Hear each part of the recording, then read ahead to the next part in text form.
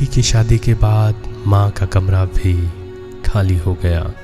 क्या आपने कभी देखा है वो कमरा जो कभी बेटी की हंसी से गूंजता था? अब वहाँ सिर्फ खामोशी रहती है। जिस कमरे में हर दीवार, हर तकिया, हर दरी पर बेटी की छाप थी, आज वहाँ बस एक गहरी सी चुप्पी पसरी है। जहाँ कभी चूड़ियाँ खनकती थी, अब वो अलमारी भी चुप है। जहाँ रजाई में बातों की गर्मी होती थी, अब वहाँ ठंड सी रहने लगी है। माँ हर रोज उस कमरे को खोलती है जहाँ अब कोई आवाज़ नहीं आती। ना वो कहती है माँ आज मुझे उठाना मत, ना वो कहती है ये कपड़े क्यों छुए मेरे।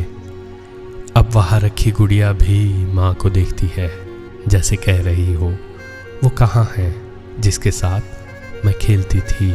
माँ उस कमरे को रोज झाड़ती है, रजाई को ठीक करती है, तकिए को फुलाती है, जैसे बेटी कभी भी लौट आएगी। पर माँ जानती है अब वो सिर्फ त्योहारों पर आएगी, और वो भी बस कुछ घंटों के लिए। उसके बाद फिर वही खाली बिस्तर, फिर वही चुपचाप सा पंखा, और दीवारों पर टंगी वो तस्वीर जिसमें बेटी हंस रही है। कमरे की खिड़की अब भी खुलती है, पर उसमें वो आवाज़ नहीं आती।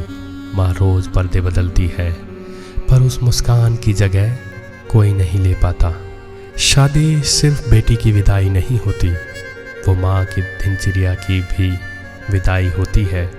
अब उस कमरे में ना वो देर रात की बातें होती है, ना वो अचानक गाने गाना, ना वो चुपके से रोना। अब वहाँ माँ रोज़ बैठती है और खाली जगह से बात करती है। जो कमरा कभी जिंदगी से भरा था, अब एक सूनी सी दीवार बन गया है। जो रजाई कभी दो लोगों की गर्मी समेटती थी, अब वो अकेले को भी ठंड लगती है। बेटी की शादी के बाद माँ का दिल ही नहीं, उसका कमरा भी खाली हो गया है, और उस खालीपन को कोई नहीं भर सकता।